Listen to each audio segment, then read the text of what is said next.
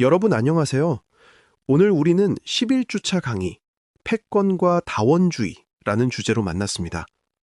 오늘 강의는 총 4부로 구성되며 그중 제1부에서는 우리가 발을 딛고 있는 이 아날로그 세계에서 패권이라는 괴물이 어떻게 탄생하고 유지되어 왔는지 그 역사적이고 철학적인 뿌리를 파헤쳐 보겠습니다. 먼저 여러분께 질문을 던지며 시작하고 싶습니다. 왜 우리는 특정한 언어를 공용어로 쓰고 특정한 가치관을 당연한 상식으로 받아들이며 살아가고 있을까요? 이것이 바로 오늘 우리가 다룰 패권의 결과물입니다. 철학적으로 패권, 즉 헤게모니를 정의한 대표적인 인물은 안토니오 그람시입니다. 그람시는 패권을 단순히 군사력으로 찍어 누르는 지배와 구분했습니다. 진정한 패권은 피지배층이 지배층의 이데올로기를 자발적으로 동의하고 그것을 상식으로 받아들일 때 완성된다고 보았죠. 즉, 패권은 총칼이 아니라 우리의 머릿속을 점령하는 힘입니다. 그런데 이 점령의 과정은 시대의 기술적 조건에 따라 그 형태를 달리해 왔습니다. 아날로그 시대 패권의 첫 번째 모델은 팍스 로마나입니다. 아날로그 세계의 핵심 속성은 연속성입니다. 로마는 이 연속성을 확보하기 위해 무엇을 했을까요? 바로 도로를 닦았습니다. 로마의 가도는 단순한 길이 아니었습니다. 그것은 패권의 물리적 실체였습니다. 끊어지지 않는 이 선을 통해 로마의 군대가 이동했고 그 길을 따라 로마의 화폐와 법률이 흘러갔습니다.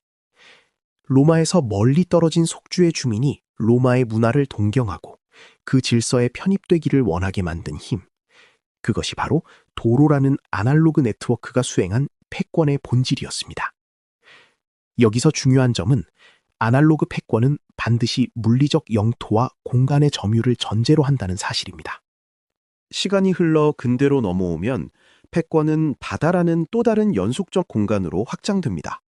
바로 팍스 브리타니카입니다. 영국의 패권은 산업혁명이라는 기술적 동력과 해상 장악력을 기반으로 구축되었습니다. 영국은 전 세계 바다 밑에 해저 전신 케이블을 깔았습니다. 이것은 오늘날 우리가 쓰는 광 케이블의 조상격인 아날로그 전선입니다. 런던에서 발신된 전기 신호가 이 연속적인 선을 타고 인도와 아프리카의 식민지로 실시간 전달되었습니다. 하지만 이 역시 아날로그적 한계를 가집니다. 석유, 면화, 차와 같은 물리적 자원을 실제로 확보하고 수송로를 장악해야만 유지되는 패권이었기 때문입니다. 즉, 아날로그 패권은 언제나 눈에 보이는 실체를 수직적으로 통합하려는 속성을 지닙니다. 20세기 미국의 팍스 아메리카나는 아날로그 패권의 최정점을 보여줍니다. 미국은 땅과 바다를 넘어 전파라는 눈에 보이지 않는 아날로그 매질을 장악했습니다. 할리우드 영화, 팝송, 맥도날드. 미국은 방송이라는 일방향적 아날로그 신호를 통해 미국식 삶의 방식을 전 세계인의 무의식 속에 심어놓았습니다. 이것은 역사상 가장 강력한 헤게모니였습니다.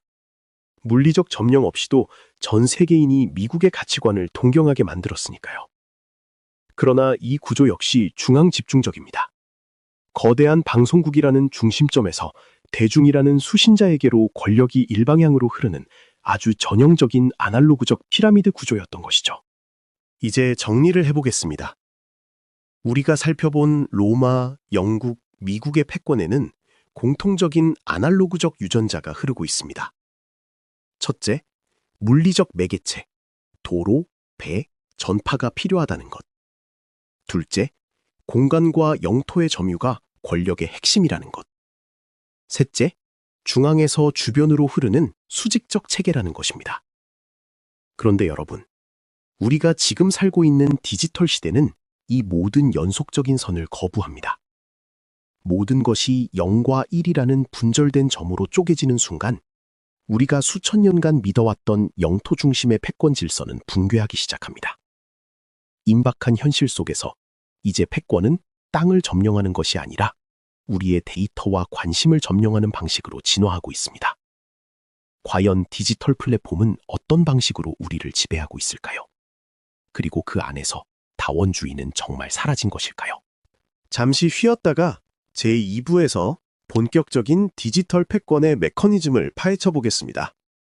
제2부에서는 우리가 지금 숨쉬듯 마주하고 있는 임박한 현실, 바로 디지털 패권의 메커니즘을 파헤쳐 보겠습니다. 앞서 1부에서 아날로그 패권의 핵심이 물리적 영토와 연속적인 선이었다고 말했습니다. 하지만 디지털 세계는 모든 것을 0과 1이라는 이산적인 점으로 분절합니다. 이 작은 변화가 권력의 지형도를 어떻게 바꾸어 놓았을까요? 이제 패권의 주체는 국경을 수호하는 국가에서 일상을 지배하는 플랫폼으로 이동했습니다. 과거 로마의 패권이 가본 적 없는 먼 땅을 정복하는 것이었다면 디지털 패권은 여러분의 주머니 속 스마트폰, 즉 여러분의 인지적 영역을 정복합니다. 우리는 이를 플랫폼 패권이라 부릅니다. 빅테크 기업들은 물리적 영토를 점령하지 않습니다. 대신 그들은 우리가 정보를 얻고 물건을 사고 타인과 소통하는 길목을 선점합니다. 아날로그 시대에는 로마의 도로를 통과해야 물자가 돌았듯이 디지털 시대에는 이들의 플랫폼을 통과하지 않고서는 현대적 삶을 영위할 수 없게 되었습니다. 이것이 바로 영토 없는 제국의 탄생입니다. 여기서 우리는 디지털 패권의 가장 강력한 무기인 알고리즘을 마주하게 됩니다. 아날로그 시대의 헤게모니는 교육이나 미디어를 통해 상식을 주입했습니다. 하지만 알고리즘 패권은 훨씬 더 은밀하고 정교합니다.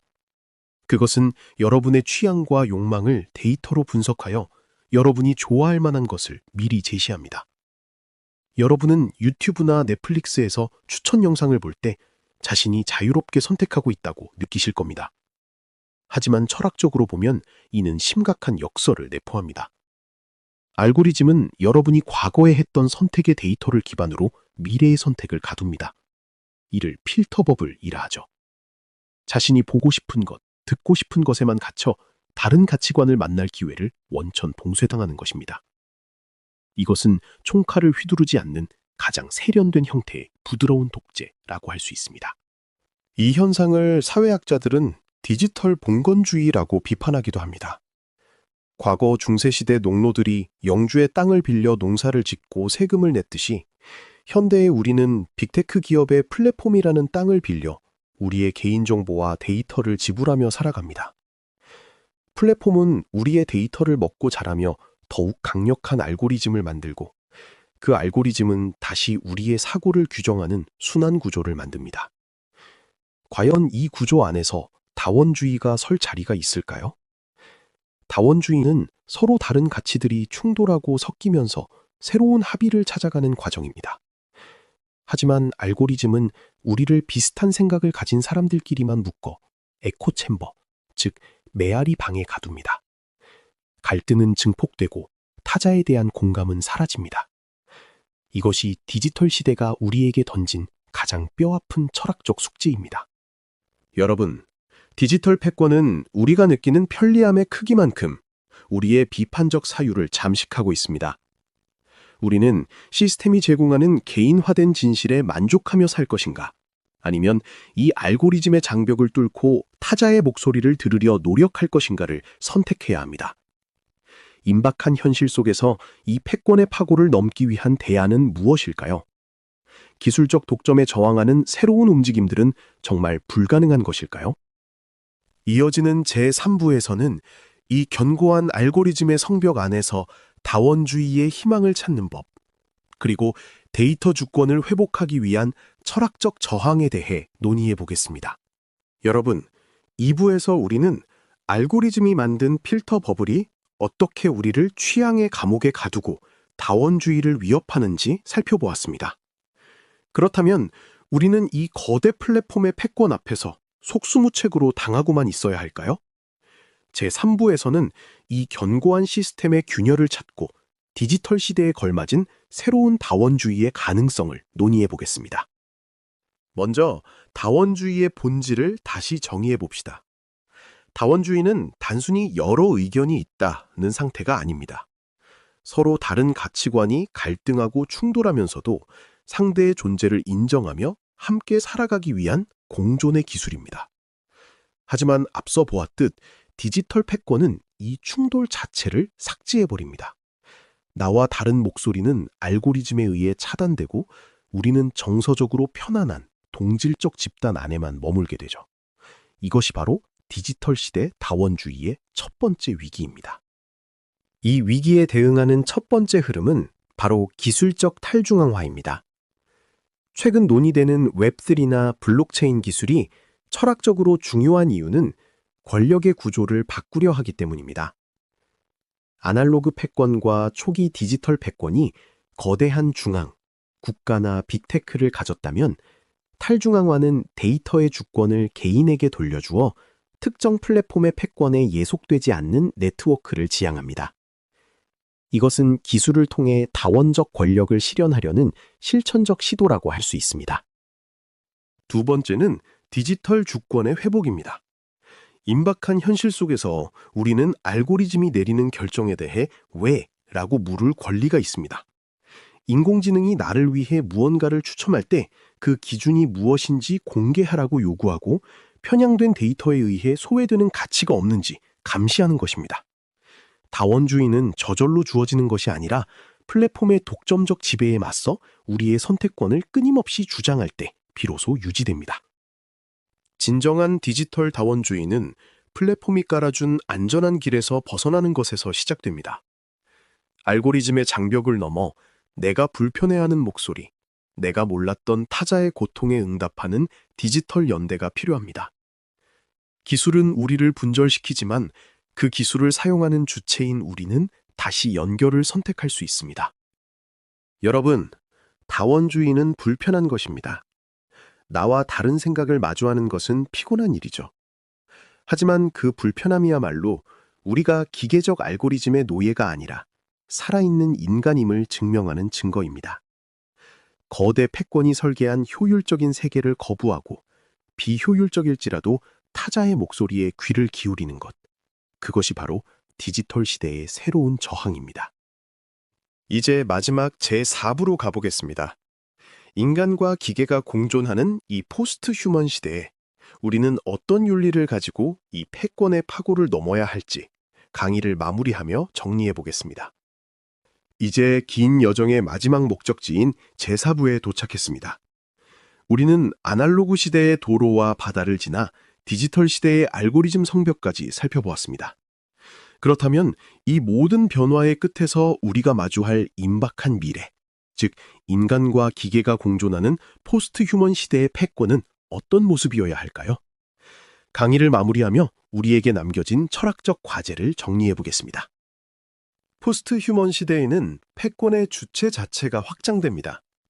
앞서 10주차 수업에서 다루었듯이 이제는 인간만이 행위자가 아닙니다. 인공지능과 로봇은 이미 우리의 판단에 개입하고 사회적 합의를 형성하는 프로세스에 깊숙이 들어와 있습니다. 여기서 우리는 중요한 질문을 던져야 합니다.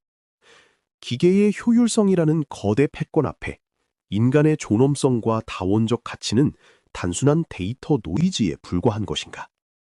저는 이 질문에 대한 해답으로 워크북 202페이지에서 강조된 의미의 입법, Legislation of Meaning 이라는 개념을 제시하고 싶습니다. 기술은 우리에게 어떻게 살 것인지는 알려주지만 왜 살아야 하는지는 말해주지 못합니다. 알고리즘이 효율적인 선택을 추천할 수는 있어도 그 선택이 타자의 고통을 외면하는 것인지 혹은 공동체의 정의에 부합하는지는 판단하지 못합니다. 바로 이 지점에서 철학의 역할이 시작됩니다. 기술적 효용성만으로는 측정될 수 없는 삶의 가치와 존엄을 입법하는 것, 즉 가치의 마지노선을 긋는 것은 오직 비판적 사고를 가진 주체만이 할 수 있는 일입니다. 미래의 패권은 누군가를 지배하는 힘이 아니라 서로 다른 존재들이 공존할 수 있는 지속 가능한 생태계를 설계하는 능력에서 나올 것입니다. 아날로그 시대의 도로가 제국을 연결했고 디지털 시대의 플랫폼이 데이터를 연결했다면 포스트 휴먼 시대의 새로운 질서는 인간과 기계, 그리고 수많은 다원적 가치들을 윤리적으로 연결하는 작업이 되어야 합니다. 여러분, 이번 주차 강의의 제목은 패권과 다원주의였습니다. 우리는 시스템이 정해준 알고리즘의 길을 수동적으로 따라가는 존재가 아닙니다. 때로는 효율성의 패권을 거부하고 비효율적일지라도 타자의 목소리에 귀를 기울이는 선택을 해야 합니다. 오늘 강의를 마치며 여러분께 마지막 과제를 부여합니다. 여러분의 스마트폰에서 알고리즘이 추천하는 첫 번째 영상을 과감히 거절해 보세요. 그리고 여러분이 평소 전혀 관심 없던 분야 혹은 불편하게 느꼈던 타자의 목소리를 스스로 찾아보세요. 그것이 바로 여러분의 자유의지를 회복하고 거대 패권의 장벽을 넘어 다원주의를 실천하는 첫 번째 원온이 될 것입니다. 철학은 도서관의 책 속에 갇힌 지식이 아닙니다. 우리가 발을 딛고 있는 현실의 균열을 감지하고 새로운 가치를 입법하는 살아있는 실천입니다. 11주간 달려온 여러분의 사유가 디지털 바다 위에서 길을 잃지 않는 단단한 나침반이 되기를 바랍니다. 다음 주는 대면 수업으로 이어가겠습니다. 고맙습니다.